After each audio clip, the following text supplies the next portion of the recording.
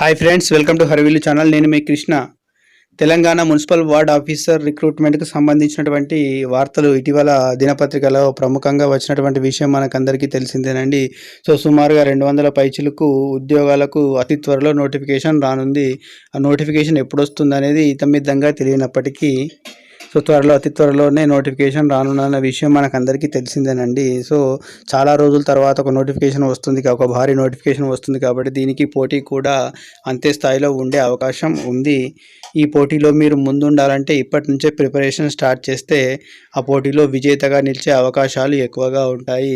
దాదాపుగా పోస్టులు 2000 పైచిలకు పోస్టులు ఉన్నాయి కాబట్టి నిరుద్యోగులకు ఒక మంచి అవకాశంగానే చెప్పుకోవచ్చండి.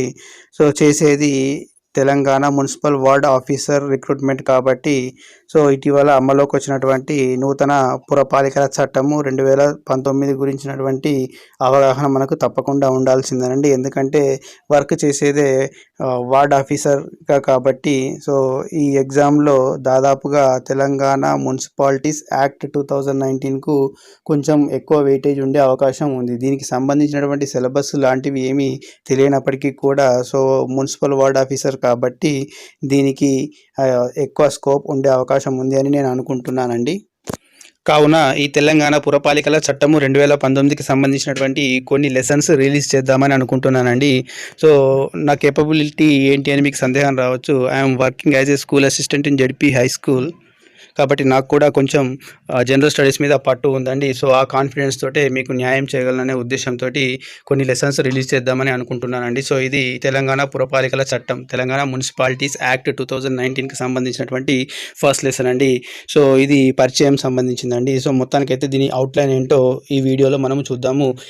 ఈ ఛానల్ను మొదటిసారి చూస్తున్నట్టయితే నన్ను సపోర్ట్ చేయడానికి ఛానల్ తప్పకుండా సబ్స్క్రైబ్ చేయండి ఫ్రెండ్స్. అదేవిధంగా పక్కన ఉన్నటువంటి నోటిఫికేషన్ బెల్ కూడా ప్రెస్ చేయండి. దానివల్ల నేను పెట్టేటువంటి వీడియోలు నోటిఫికేషన్ రూపంలో మీకు తొందరగా అందుతాయి. కొద్దిగా సబ్స్క్రైబ్ చేస్తే నాకు కొద్దిగా సపోర్ట్గా ఉంటుంది. ఇంకా ఎక్కువ ఉత్సాహంతో మీకు మరిన్ని విషయాలు అందించగలనండి. ఇక వీడియో వివరాల్లోకి వెళ్ళినట్టయితే నేను centre for good governance and కొన్ని రకాల సైట్స్ నుంచి, గవర్నమెంట్ సైట్స్ నుంచి తెలంగాణ మున్సిపాలిటీస్ యాక్ట్ 2019కి సంబంధించినటువంటి పీడిఎఫ్ ఫైల్ను డౌన్లోడ్ చేసి దానిపైన కొంచెం స్టడీ చేసి నోట్స్ రూపొందించడం జరిగిందండి. దీంట్లో ఇంగ్లీష్ వర్షన్, తెలుగు వర్షన్స్ రెండు ఉన్నాయి. అందులో కొద్దిగా డేట్స్ వేరియేషన్స్ ఉన్నాయి. వాటి రెండింటిని నేను క్రోడీకరించి మీకు నోట్స్ రూపంలో అందిస్తున్నానండి. ఇవి నేను తయారు చేసుకున్నటువంటి నోట్స్ అండి. నాకున్నటువంటి పరిజ్ఞానం మేరకు ఈ నోట్స్ను తయారు చేయడం జరిగిందండి. ఏమైనా కరెక్షన్స్ కానీ ఉన్నట్టయితే కామెంట్ బాక్స్లో కామెంట్ చేయండి, తప్పకుండా నేను సెర్చ్ చేయగలనండి. ఇంకా ఏమైనా సజెషన్స్ ఉంటే కామెంట్స్ రూపంలో ఇవ్వండి. అండ్ ఈ వీడియో కనుక నచ్చినట్టయితే తప్పకుండా లైక్ చేయండి, షేర్ చేయండి, మరియు మీ అమూల్యమైన సబ్స్క్రిప్షన్ను నాకు అందించండి. దాని ద్వారా నేను మరిన్ని వీడియోలు చేయగలనండి. ఇక ఈ క్లాస్ వివరాల్లోకి వెళ్దామండి. తెలంగాణ పురపాలికల చట్టం 2019 గురించి ఇప్పుడు మనం చూద్దామండి. ఇది అమల్లోకి 23 జూలై 2019 నుండి అమల్లోకి వచ్చిందండి. ఈ చట్టం ప్రకారం తెలంగాణ రాష్ట్రంలోని అన్ని మున్సిపల్ కౌన్సిల్లు మరియు కార్పొరేషన్లు ఈ చట్టం పరిధిలోకే వస్తాయండి. జీహెచ్ఎంసీ మినహా, హైదరాబాద్ జీహెచ్ఎంసీ మినహాయించి రాష్ట్రంలో ఉన్నటువంటి అన్ని మున్సిపాలిటీలు మరియు కార్పొరేషన్లు ఈ చట్టం పరిధిలోకే వస్తున్నట్టుగా 23 జూలై 2019 నుండి అమల్లోకి వచ్చినటువంటి నూతన తెలంగాణ పురపాలికల చట్టం 2019 తెలియజేస్తుందండి. ఇది యాక్ట్ నంబర్ 11 ఆఫ్ 2019 ప్రకారము ఏర్పడింది. ఇందులో మొత్తంగా 7 చాప్టర్లు, వీటిని అధ్యాయాలని అంటారండి. అదేవిధంగా 4 షెడ్యూల్స్, అనుసూచీలుగా వివరించబడింది. దీంట్లో మొత్తంగా 301 సెక్షన్స్ ఉన్నాయండి. తెలుగు పీడిఎఫ్లో 300 అని చెప్పేసి కూడా ఉన్నాయి. ఇంగ్లీష్ పీడిఎఫ్ ఫైల్ను ప్రామాణికంగా తీసుకుంటూ 301 సెక్షన్స్గా వివరించడం జరిగిందండి. అండ్ అధ్యాయం 1 కనుక దీంట్లో 7 చాప్టర్స్ ఉన్నాయండి. మొత్తంగా 7 చాప్టర్లలో అసలు ఏంటి ఉంటాయనేది నేను మీకు కొన్ని లెసన్స్ ద్వారా వివరిస్తానండి. ముందుగా ఈరోజు అవుట్లుక్ కనుక చూసుకున్నట్టయితే ఈ ఒక్కొక్క అధ్యాయము దేని గురించి వివరించబడింది అని మీకు చెప్తానండి. ఇప్పుడు ఈ రకంగా క్వశ్చన్స్ వచ్చే అవకాశం ఇందులో ఉందండి. అధ్యాయం 1 దేని గురించి, కింది వాటిలో అధ్యాయం 1 వేటి గురించి తెలియజేస్తుంది అని ఆప్షన్స్ ఇవ్వవచ్చు. లేదా పురపాలిక రెవెన్యూ గురించి వివరించే అధ్యాయం ఏంటి అని కూడా క్వశ్చన్స్ రావచ్చు అండి. కాబట్టి దీన్ని అవుట్లుక్ ఈ రకంగా గుర్తుంచుకుంటే మనకు యూజ్ఫుల్గా ఉంటుంది. అధ్యాయం 1 ప్రారంభిక మరియు నిర్వచనాలు. So preliminary information and definitions అండి. సో మొత్తంగా ఇందులో డెఫినేషన్సే ఉంటాయండి. అదేవిధంగా అధ్యాయం 2 పురపాలికల ఏర్పాటు మరియు సంరచన, దీన్ని ఏ విధంగా ఏర్పాటు చేస్తారని చెప్పేసి అధ్యాయం 2 వివరిస్తుంది. అధ్యాయం 3 కనుక చూసినట్టయితే పురపాలిక రెవెన్యూ, మున్సిపల్ రెవెన్యూ గురించి అధ్యాయం 3 వివరిస్తుంటే పన్నులకు సంబంధించి ఆస్తి పన్ను, ఆ పన్ను, రకరకాల పన్నులకు సంబంధించినటువంటి అధ్యాయం 3 వివరిస్తుంది. అధ్యాయం 4 పురపాలిక చట్టబద్ధమైన విధులు, బాధ్యతలు, రెస్పాన్సిబిలిటీస్ గురించి అధ్యాయం 4 వివరిస్తుందండి. అధ్యాయం 5 పట్టణ ప్రణాళిక గురించి వివరిస్తుంది.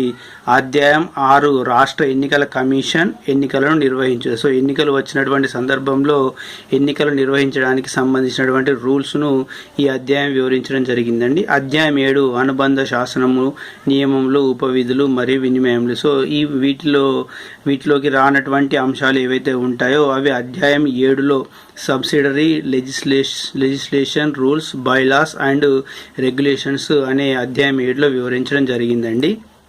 అదేవిధంగా షెడ్యూల్స్ కనుక చూసినట్టయితే మొత్తంగా 4 షెడ్యూల్స్ ఉన్నాయండి. దీంట్లో షెడ్యూల్ 1, దీన్ని అనుసూచి 1లో రాష్ట్రంలోని పురపాలికల యొక్క జాబితా, అసలు రాష్ట్రంలో ఎన్ని పురపాలికలు ఉన్నాయని చెప్పేసి ఆ జాబితాను వివరిస్తుంది.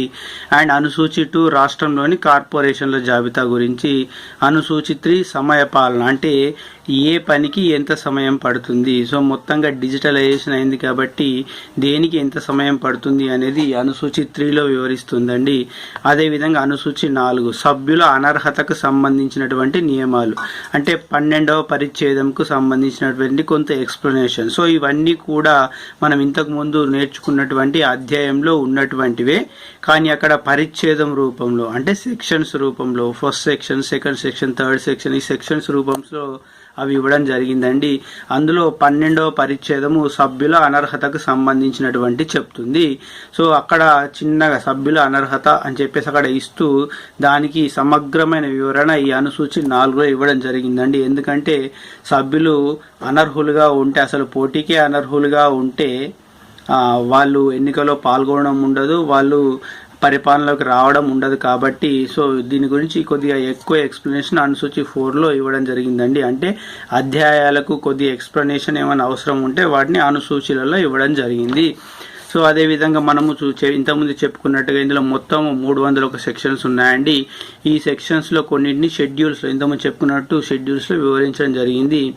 ఈ బిల్లు భారత రాజ్యాంగంలోని 2వ అనుచ్ఛేదనము ఆర్టికల్ కింద గవర్నర్ అనుమతికై పంపబడి సో ఆమోదించబడిందండి. సో మనకు తెలిసిన విషయమే, ప్రస్తుత పురపాలక పరిపాలన మరియు పట్టణాభివృద్ధి శాఖ మంత్రి గారు శ్రీ కె తారక రామారావు గారండి. సో ఇంకా దీనికి సంబంధించినటువంటి కొన్ని ముఖ్యమైన తేదీలు కనుక మనం ఒక్కసారి పరిశీలించినట్టయితే, సో ఇది కొద్దిగా డ్రామాటిక్గా నడిచినటువంటి సిచ్యువేషన్ అండి. సో మొదటగా ఇది గవర్నర్ పరిశీలనకై పంపబడి మళ్ళీ తిరిగి గవర్నరు కొన్ని అంశాలను పరిశీలించమని చెప్పేసి రివర్స్ పంపించడం జరిగిందండి. సో తర్వాత మళ్ళీ వాటిని సెట్ చేసి మళ్ళీ గవర్నర్ పరిశీలనకి పంపబడిందండి. సో ఆ సమయంలో సభలు సమావేశంలో లేనందున మొదటగా దీన్ని ఆర్డినెన్స్ రూపంలో జారీ చేశారండి. ఆ తర్వాత తిరిగి మళ్ళీ సభ సమావేశం జరిగిన తర్వాత సో మళ్ళీ సభ ఆమోదించి ఆ తర్వాత మళ్ళీ గవర్నర్ ఆమోదం ముద్ర వేసి మళ్ళీ గెజిట్లో ప్రచురించడం జరిగిందండి. అంటే ఒకసారి ఆర్డినెన్స్ ఆమోదము, అదేవిధంగా ఆర్డినెన్స్ గెజిట్లో ప్రచురించారు. దాని తర్వాత మళ్ళీ శాసనసభలు ఆమోదం తెలిపి మళ్ళీ గవర్నర్ ఆమోదం ముద్ర వేసి దాన్ని గెజిట్లో ప్రచురించి చేయడం జరిగిందండి. అవి ఆ డేట్స్ కనుక చూసినట్టయితే 21 జూలై 2019 నూతన పురపాలిక ఆర్డినెన్స్ జారీ అయిందండి. సో అదే రోజున ఈ ఆర్డినెన్స్ అనేది గెజిట్లో ప్రచురింపబడడం జరిగింది. 21 సెప్టెంబర్ 2019 ఈ పురపాలిక చట్టాన్ని, సో ఇదేమో పురపాలిక ఆర్డినెన్స్ అండి, ఇది చట్టం. ఈ చట్టము అసెంబ్లీ ముందుకు వచ్చింది, అసెంబ్లీ ఆమోదం తెలియజేసిందండి 21 సెప్టెంబర్ 2019. సో 22 సెప్టెంబర్ 2019 పురపాలిక చట్టాన్ని కౌన్సిల్ కూడా ఆమోదించిందండి. అదేవిధంగా అక్టోబర్ 8 అక్టోబర్ 2019 దీనికి గవర్నర్ ఆమోద ముద్ర వేశారు. 9 అక్టోబర్ 2019 రాష్ట్ర గెజిట్లో ముద్రణ జరిగిందండి. కానీ ఇది 23 జూలై 2019 నుంచి అమల్లోకి వచ్చింది. ఎందుకు అంటే ఆల్రెడీ 21 జూలై 2019న దీనికి సంబంధించినటువంటి ఆర్డినెన్స్ గవర్నర్ ఆమోద ముద్ర వేసి గెజిట్లో ప్రచురించి 23rd అని చెప్పేసి దీన్ని అమలు అని చెప్పేసి ఇవ్వడం జరిగింది. కానీ మళ్ళీ దాని తర్వాత ఈ చట్టాన్ని 2 సభలు ఆమోదించి గవర్నర్ ఆమోదించి రాష్ట్ర గెజిట్లో వచ్చినా కూడా ఈ ఆర్డినెన్స్ యొక్క రీప్లేస్మెంట్ మాత్రమే తీసుకున్నారు. అంటే అమలు తేదీని మార్చలేదండి. సో అమలు ఏమో జూలై 2019, దీన్ని గవర్నర్ ఆమోదించింది మాత్రం 8 అక్టోబర్ 2019. సో చట్టం మాత్రము 9 అక్టోబర్ 2019 వరకు వచ్చింది. కానీ దీని యొక్క ఆర్డినెన్స్ 23rd జూలై 2019 నాడే అమల్లోకి వచ్చింది. సో ఆమోదించిన తర్వాత ఆర్డినెన్స్ ప్లేస్లో దీన్ని తీసుకోవడం జరిగింది. ఈ యొక్క పూర్వ చరిత్ర కనుక మనము చూసినట్టయితే, సో పూర్వ తెలంగాణ రాష్ట్రంలో అంటే ఆంధ్ర రాష్ట్రము కలవక ముందు పురపాలనకు హైదరాబాద్ డిస్ట్రిక్ట్ మున్సిపాలిటీస్ యాక్ట్ 1956 ప్రకారము పురపాలికల్లో పరిపాలన జరిగేదండి. కానీ ఆంధ్ర రాష్ట్రం ఏర్పడిన తర్వాత ఆంధ్రప్రదేశ్ మున్సిపాలిటీస్ యాక్ట్ 1965 ప్రకారము మున్సిపాలిటీలలో పాలన జరిగేది. సో ఇది 2 ఏప్రిల్ 1965 నుండి అమల్లోకి వచ్చింది. తెలంగాణ రాష్ట్రం ఏర్పడ్డాక కూడా సో ఇదే చట్టాన్ని యాజ్ ఇట్ ఈజ్గా అడాప్ట్ చేసుకోవడం జరిగింది.